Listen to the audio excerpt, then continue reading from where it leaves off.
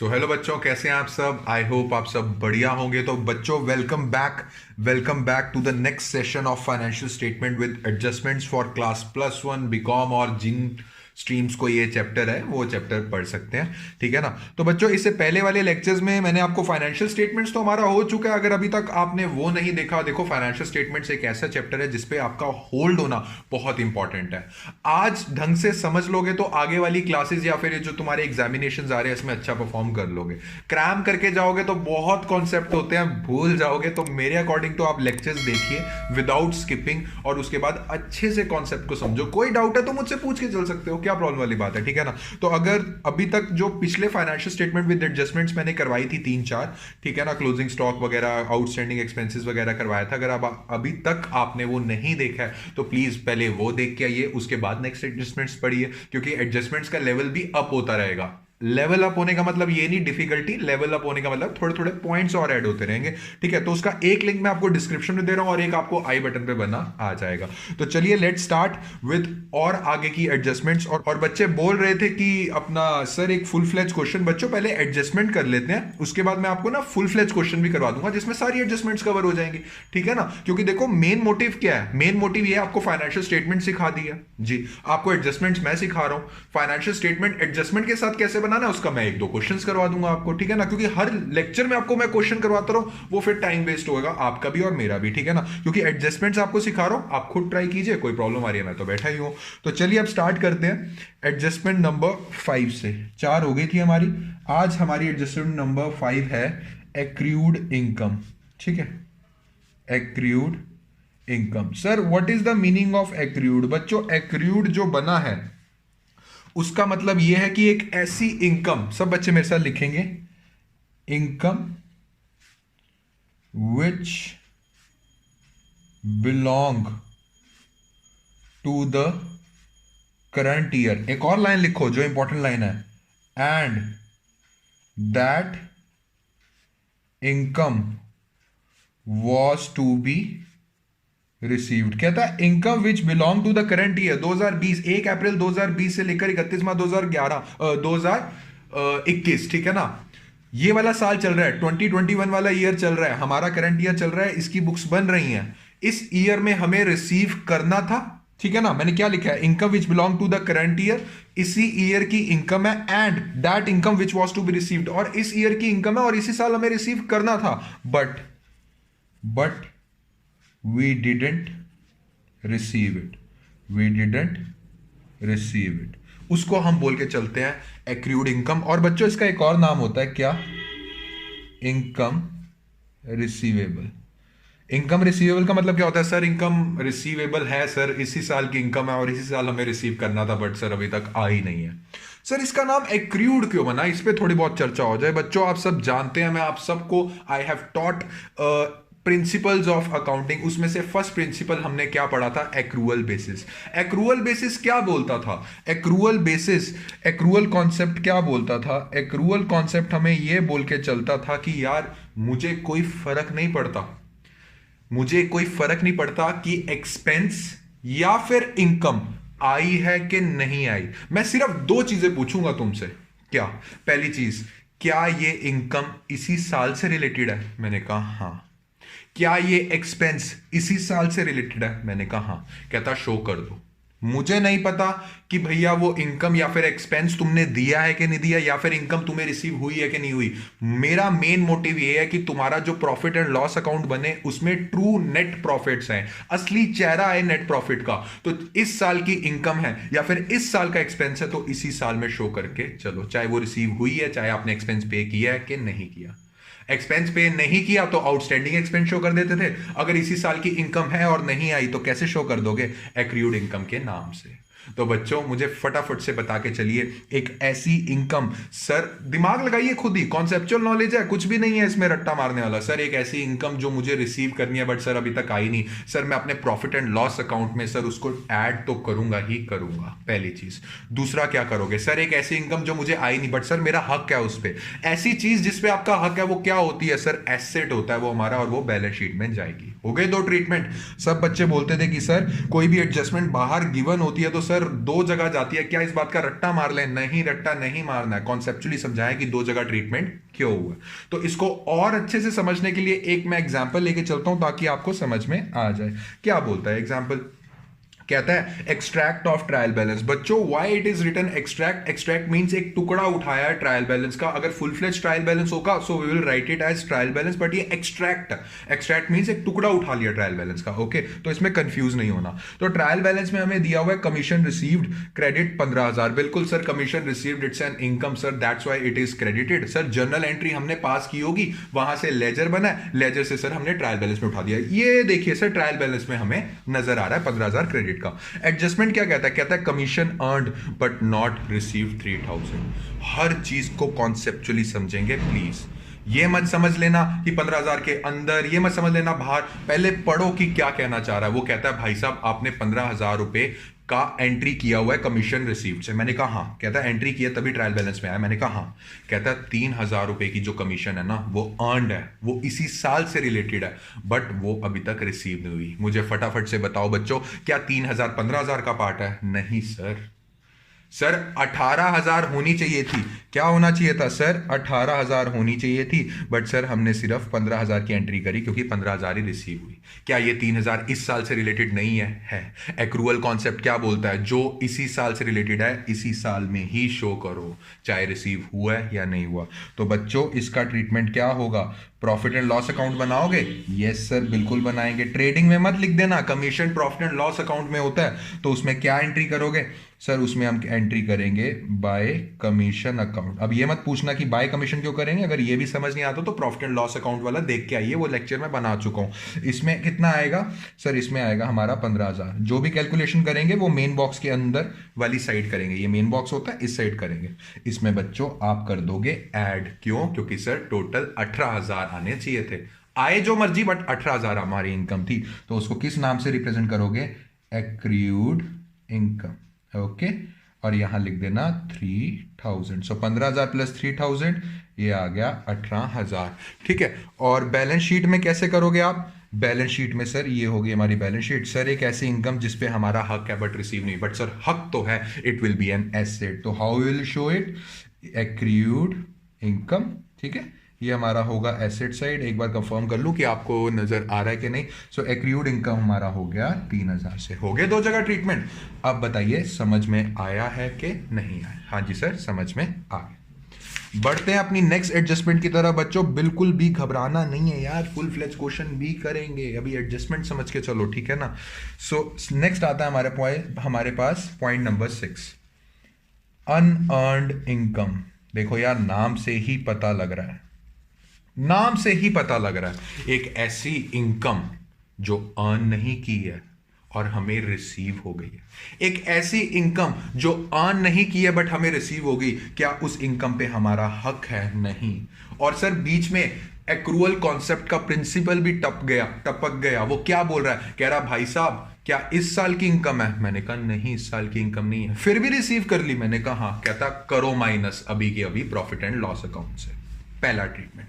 दूसरा ट्रीटमेंट, एक ऐसी इनकम जो हमारा हक नहीं है, जिसपे अभी इस साल से रिलेटेड नहीं है बट फिर भी हमने रिसीव कर ली। क्या उस पे हमारा हक है? नहीं sir, it will be your liability. Liability कब तक रहेगी? जब तक उस जो हमने इनकम रिसीव की है उसकी ड्यू डेट तक, जब तक वो ड्यू डेट नहीं आती तब तक वो हमारे लिए लाइबिलिटी रहेगी।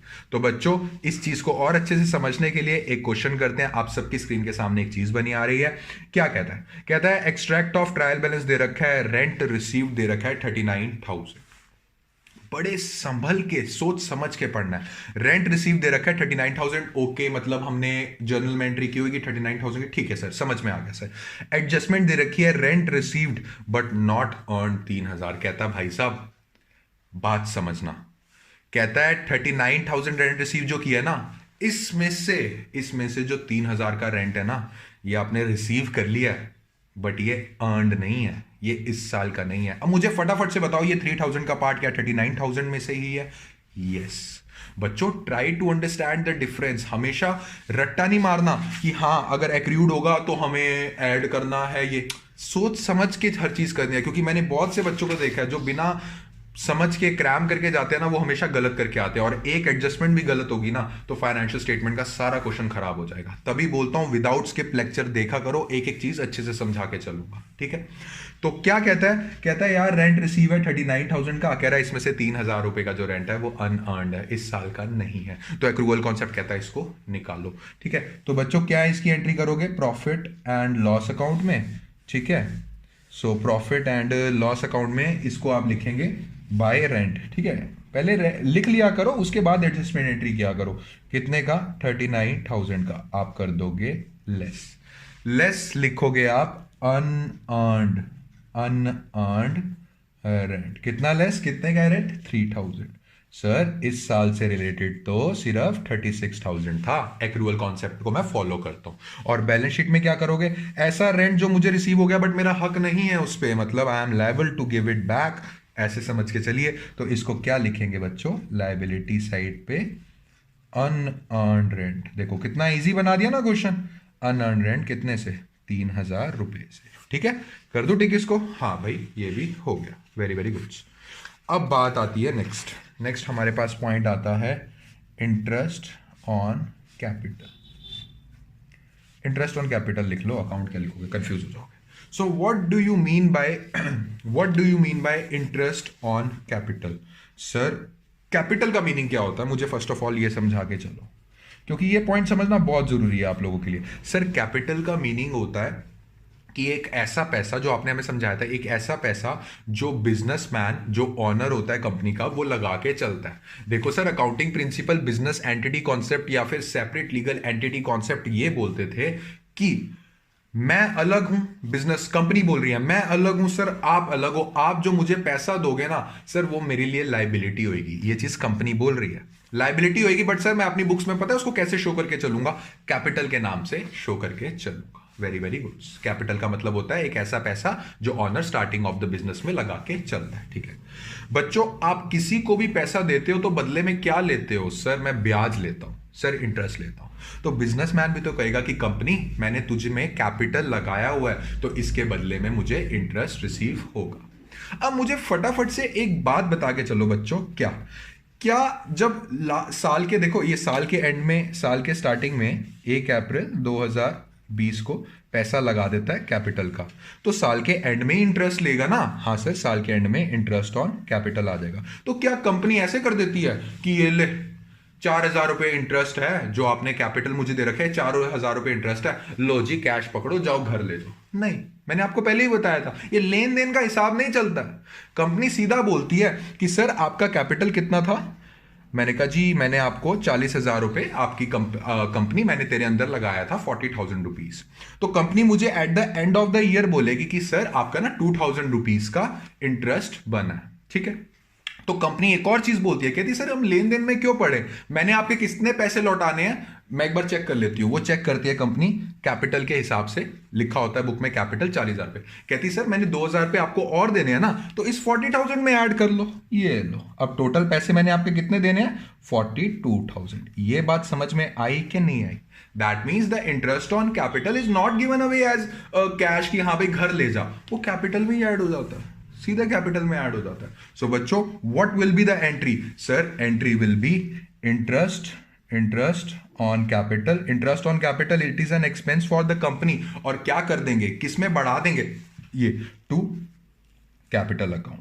Y we are doing capital account, because 40,000 sir पहले से पड़े हुए थे, 2,000 और बढ़ गए तो सर मेरी लाइबिलिटी ऑफ 42,000 होगी, कंपनी बोल रही है तो सर लाइबिलिटी में ऐड कर देते हैं। तो कितने से 2,000 and 2,000।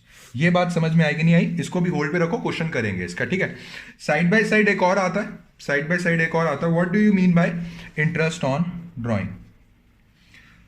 Next point, interest on drawing, बताइए क्या मतलब होता है। सर कभी कभी क्या होता है कि ये जो ऑनर होता है ना, ये पैसा घर ले जाता है अपने पर्सनल यूज के लिए, सर उसको हम बोलते हैं ड्राइंग। अगर पैसा घर ले गया, दैट मीन्स कंपनी का पैसा घर ले गया, तो आप किसी को पैसा ऐसे ही दे दोगे क्या, कंपनी कहेगी वाह भाई वाह, कैपिटल वालों जब तुमने मेरे पास पैसा लगाया तो मेरे को इंटरेस्ट ले रहे हो ना मेरे से, वैसे अगर तुम मेरा पैसा घर लेके जाओगे जो ड्राइंग शो कर रही है मेरी बुक्स में, तो इंटरेस्ट तो मैं भी खाऊंगी उस पर। वेरी वेरी गुड, इंटरेस्ट वो भी खा के चलेंगे। इस केस में क्या करके चलेंगे ये हम एक समझ के चलते हैं क्वेश्चन के थ्रू, ठीक है ना। अभी सिंपल ये समझो कि जो इंटरेस्ट ऑन ड्राइंग है वो एक तरीके के लिए इनकम है कंपनी के लिए, क्योंकि हमें इंटरेस्ट मिलने वाला है। सो एक क्वेश्चन बना आ रहा है आप सबके पीछे, इसमें पॉइंट नंबर 7 भी कवर हो जाएगा, पॉइंट नंबर 8 भी कवर हो जाएगा, ठीक है। तो क्या बोलता है क्वेश्चन, कहता है एक्सट्रैक्ट ऑफ ट्रायल बैलेंस दे रखा है कितना, कहता है कैपिटल दे रखा है 5 लाख रुपए का और ड्राइंग दे रखा है 80,000 रुपए का, ठीक है। मतलब कैपिटल सर मैंने आपको देना है 5 लाख और सर आप मेरी कंपनी से ले गए थे, इसकी एंट्री हो चुकी है, हाँ सर हो चुकी है इसकी एंट्री। एडजस्टमेंट कहता है चार्ज करो 3,000 एज इंटरेस्ट ऑन ड्राइंग, कहता है 3,000 रुपए का भैया आप जो ड्राइंग का पैसा लेके गए हुए हैं ना, जो एक ऑनर को बोल रहा है 3,000 जो आप ड्राइंग का पैसा लेके गए जा रखे हो 80,000, उस पर 3,000 का इंटरेस्ट मिला। मुझे फटाफट से बता के चलो पहली चीज इंटरेस्ट ऑन ड्राइंग ये क्या है सर। एक तरीके से हमारा to interest on drawing, sir आपको एक चीज बताएं क्या सर, इंटरेस्ट ऑन ड्राइंग एक तरीके से कंपनी के लिए सर पैसा, इनकम सर, क्योंकि हमें इंटरेस्ट मिल रहा है सर हमारी इनकम, तो सर इसकी पहली एंट्री तो बनेगी 3,000 रुपीज की। अब मुझे फटाफट से बता के चलो बच्चों ड्राइंग्स अकाउंट कितने से खड़ा हुआ है कि यार इस बंदे से हमें 80,000 रुपया लेना है, सर 80,000 खड़ा हुआ है एक तरीके से ड्राइंग्स अकाउंट में, 80,000 पहले से खड़ा है, 3,000 और लेना, तो टोटल कितना हो गया सर 83,000 हो गया। Very very good. तो 80,000 पहले खड़ा हुआ था बच्चों, और ड्राइंग क्या है, ड्राइंग मैंने आपको पहले से ही बता दिया है, ड्राइंग को कोई वो मत समझ लेना, कोई नॉमिनल अकाउंट मत समझ लेना। ड्राइंग एक तरीके का ऐसा अकाउंट है, एक तरीके का रिप्रेजेंटेटिव पर्सनल अकाउंट है, जो किसको रिप्रेजेंट कर रहा है, जो ऑनर को रिप्रेजेंट कर रहा है, जो हमारा पैसा लेके भागा हुआ है और इससे अभी हमें पैसे रिसीव होने हैं। तो बच्चों इसमें मैं आपको पहले भी समझा चुका हूं, एक और बार समझा रहा हूं। देखो कंपनी कहती है कि यार कैपिटल है 1 लाख रुपए का, ये क्या रिप्रेजेंट कर रही है कि सर मिस्टर रमेश, मान लो रमेश हमारे ऑनर है, मिस्टर रमेश मैंने आपको 1 लाख रुपया देना है, देखो मेरी बुक्स में एज अ कैपिटल 1 लाख का खड़ा हुआ है, और जो ड्राइंग्स दिखा रही है वो बुक्स में वो दिखा रही है 50,000 रुपए का। तो वो क्या बोलेगी, मिस्टर रमेश आपने मेरे 50,000 रुपए देखने, देखो ड्राइंग्स का 50,000 से खड़ा हुआ। तो क्या यार इसमें लेन देन थोड़ी ना चलती है, ये कंपनी बोल रही है लो पकड़ो अपने 1 लाख रुपए, ड्राइंग वाला बोलता है और मिस्टर रमेश बोलते हैं लो पकड़ो अपने 50,000 रुपए, इसमें सेट ऑफ करके सारी चीजें चलती हैं। तो कुल मिला के मुझे बात बताओ 1 लाख देने हैं और 50,000 देने हैं, तो क्या मैं सीधा ये नहीं बोल सकता कि जो कंपनी है उसको सीधा सीधा 50,000 अपनी बुक में एज अ कैपिटल शो कर दे। ये कैसे निकला सर, 1 लाख हमें देने थे और 50,000 सर हमें लेने थे, तो 50,000 ही देने होंगे ना सर। अब बिल्कुल सही। तो बच्चे बहुत कंफ्यूज होते हैं इस चीज में कि सर लेन देन कहाँ हुआ है। बच्चों लेन देन नहीं होता, पूरा सेट ऑफ करके एक अमाउंट निकाल देते हैं। तो इसमें क्या अमाउंट निकली है, 50,000 रुपए। तो सर मुझे एक चीज तो क्लियर हो गई है क्या, कि सर ड्राइंग्स है 80,000 रुपए, ये कैपिटल में से माइनस होगा, और सर आपने हमें अच्छी तरीके से समझा रखा है बैलेंस शीट में आता है कैपिटल, उसमें ऐड करते हैं नेट प्रॉफिट। अब एक और पॉइंट लिख लो, क्या उसमें से माइनस करोगे ड्राइंग्स, कितने की 80,000 की, बाकी 3,000 क्या सर वो भी माइनस करेंगे, किस नाम का sir, interest on drawing, sir वो भी तो लेना है ना, उसमें से ही काट लेंगे सर। बिल्कुल सही बात। तो बच्चों क्या एंट्री करोगे, जो आप सबके सामने क्वेश्चन बना आ रहा है सर प्रॉफिट एंड लॉस में, पहली चीज तो सर मैं शो करके चलूंगा टू, इसमें आएगा bye interest on drawing account, कितने का 3,000 से हमारा एक तरीके का प्रॉफिट बढ़ रहा है, इनकम है ना बच्चों 3,000। और मेन चीज इसमें क्या आएगी सर, मेन चीज इसमें आएगी बैलेंस शीट। बैलेंस शीट में कैसे शो करोगे सर, लायबिलिटी साइड में, लायबिलिटी साइड में कैपिटल कितना दिया हुआ है चेक करो सब क्वेश्चन में, सर कैपिटल दे रखा है 5 लाख रुपया। सर कोई नेट प्रॉफिट नहीं है क्या, नहीं है तो भूल जाओ, कोई दिक्कत वाली बात नहीं सर। इसमें से लेस करेंगे क्या सर, ड्राइंग्स, कितने की ड्राइंग्स हुई हैं सर, ड्राइंग्स हुई हैं हमारी 80,000 की, ये बन गया था हमारा 4,20,000, ठीक है। और बस 80,000 माइनस करेंगे, नहीं सर इंटरेस्ट ऑन ड्राइंग भी तो इसमें से ही काट लेंगे, बिल्कुल लेस इंटरेस्ट ऑन ड्राइंग, मैंने आईओडी लिखी है, अब इंटरेस्ट ऑन ड्राइंग समझिएगा, ठीक है ना। इसमें से कितना, ये हो गया 3,000, ये हमारे पास आ गया 4,17,000। जो ये चीज होगी यहां करना है। तो आज के बाद अगर ड्राइंग्स और इंटरेस्ट ऑन ड्राइंग जहां भी नजर आए, ड्राइंग को मत लेके जाना कहीं प्रॉफिट एंड लॉस ले जाओ बच्चों। Again I am saying drawing is not a nominal account, it's a representative personal account. ये कोई खर्चा शो नहीं कर रहा है अकाउंट, जब हम ड्राइंग्स अकाउंट डेबिट करते हैं ये एक तरीके का अमाउंट ऐसा शो कर रहा है कि अब ये रिसीव होनी है जो बंदा पैसे लेके गया हुआ है। तो इसका कोई लेन देन होता है नहीं सर, सीधा सीधा कैपिटल से लेस कर देते हैं। इंटरेस्ट ऑन ड्राइंग है, कैपिटल से लेस कर देते हैं, हिसाब हो जाता है। और जो इंटरेस्ट ऑन ड्राइंग है वो एक तरीके से हमारी इनकम है, तो प्रॉफिट एंड लॉस में आएगा। Interest on drawing is a nominal account, not drawing account, ठीक है ना। तो ये चीज समझ में आई कि नहीं आई? हाँ जी सर समझ में आ गई। अब पढ़ते हैं अपना लास्ट पॉइंट है, इसके बाद हाँ आपको एक फुल फ्लेज क्वेश्चन दे देंगे, आप घर पे ट्राई करना आराम से, क्या दिक्कत है। सो अब आता है point number 9, interest on loan. बच्चों ये वाला जो केस है ना, ये केस अगर क्वेश्चन के साथ में आपको समझाऊंगा तो बेहतर रहेगा, बट अभी ऊपर ऊपर से समझ लो। देखो बच्चों, लोन लेते हो या देते हो, सर मोस्टली जब भी कंपनी के केस में ट्रायल बैलेंस में लोन लिखा होता है ना, तो एक ही थॉट आती है, क्या कि सर लिया ही होगा, कंपनी का बिजनेस थोड़ना है सर लोन दिया होगा। बहुत कम कंपनीज होती हैं फाइनेंसिंग वाली जो लोन देती हैं, ठीक है ना। तो कभी कभार ट्रायल बैलेंस में आपको लोन दिया होगा और साथ में एक रेट भी लिखा होगा कि भैया इतने इंटरेस्ट पे ये लोन कंपनी ने लिया है। और एडजस्टमेंट में ना आपको डिफरेंट डिफरेंट टाइप के केसेस दिए होंगे, वो जैसे जैसे हम क्वेश्चंस करेंगे ना मैं आपको सिखाता रहूंगा। आज एक सिर्फ मैं आपको बेसिक ओवरव्यू दे लेता हूं, ठीक है ना। मुझे फर्स्ट ऑफ ऑल बच्चों ये बता के चलो कि जो लोन होके चलता है अगर उसका इंटरेस्ट देना है, देखो दो केसेस होते हैं। मेनली केस क्या रहता है, जो आपका इंटरेस्ट निकलेगा उसको लोन की अमाउंट में ही आप ऐड कर दोगे। अगर एडजस्टमेंट में ऐसा लिखा है कि यार इंटरेस्ट अभी देना है, ठीक है ना, तो इंटरेस्ट अगर देना है तो आउटस्टैंडिंग इंटरेस्ट उसमें हो जाएगा। अगर उसने वैसे तो बोला होगा कि हाँ भाई इंटरेस्ट जो है वो दे दिया है, तो वो वाला एडिशनल इंफॉर्मेशन या एडजस्टमेंट बहुत कम आता है। हमेशा यही एडजस्टमेंट आपसे आया होगा कि यार अभी इंटरेस्ट दिया नहीं है। तो जो इंटरेस्ट बनेगा पहली चीज वो आउटस्टैंडिंग इंटरेस्ट रहेगा, उसको बैलेंस शीट की लायबिलिटी साइड में लोन के अमाउंट में ही ऐड कर देना। कि 5 लाख तो लोन के देने थे, 20,000 रुपए का इंटरेस्ट और बन गया, तो टोटल लायबिलिटी कितनी हो गई, 5,20,000, ठीक है। तो इसको और अच्छे से समझने के लिए बच्चों एक क्वेश्चन के थ्रू पढ़ के चलते हैं। आप सबकी स्क्रीन के सामने क्वेश्चन बना आ रहा है, कह रहा है extract of trial balance loan from bank at the rate 12% per annum 5 lakh rupees. Credit पे है मतलब सर लोन लिया है हमने और 12% रेट है।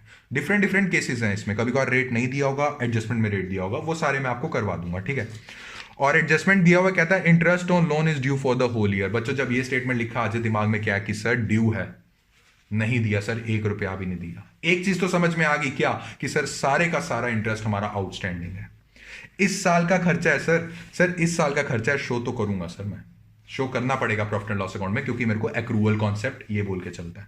तो बच्चों फर्स्ट ऑफ ऑल आप इसमें क्या निकालोगे, सर सब बच्चे अपनी क्वेश्चन की तरफ देखें। सर 5 लाख रुपए का लोन है और 12%, सर सारा साल का, हाँ सारा साल का, ये हो गया हमारा 60,000 रुपीज।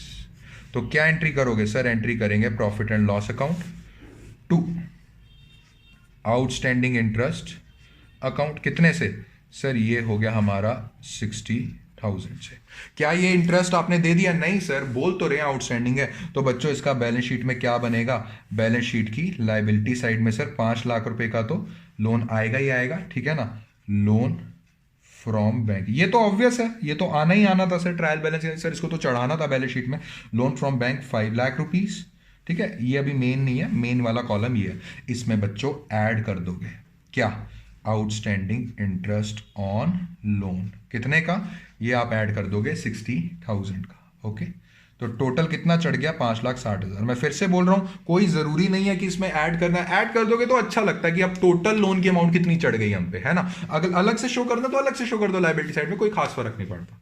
तो बच्चों ये थी adjustment, interest on loan, okay. उसके बाद मैंने आपको पढ़ाया interest on drawing, interest on capital, उसके बाद पढ़ाया अनअर्न्ड इनकम, एक्रूड इनकम। तो ये वाली एडजस्टमेंट्स थी जो मैं चाहता हूं कि आपको अच्छे से आनी चाहिए। पढ़ लोगे बच्चों तो अच्छे से फाइनेंशियल स्टेटमेंट विद एडजस्टमेंट वाला क्वेश्चन जो कि 14 नंबर का आना है वो कर लोगे। नहीं पढ़ोगे तो फिर देख लो, फिर ठीक है ना हिसाब किताब। बट मैं ये कहूंगा कि इसको एक और बार लेक्चर को देख लो, अपने फ्रेंड्स के साथ शेयर कर दो जिनको इन टॉपिक्स में प्रॉब्लम आती है, ताकि उनको भी अच्छे से समझ में आ जाए। तो बच्चों आज के लेक्चर में अगर आपको कोई भी डाउट है तो जरूर कमेंट सेक्शन पे आप पूछ सकते हैं, and you can also connect with us on WhatsApp. एक फुल फ्लेज क्वेश्चन दे रहा हूं जिसमें यही एडजस्टमेंट्स रहेंगी, फाइनेंशियल स्टेटमेंट आपको आती है, एडजस्टमेंट आपको सिखा दिया, तो एक फुल फ्लेज क्वेश्चन आप कर सकते हो। उसमें भी कोई प्रॉब्लम आई तो पूछ के चल लेना, ठीक है।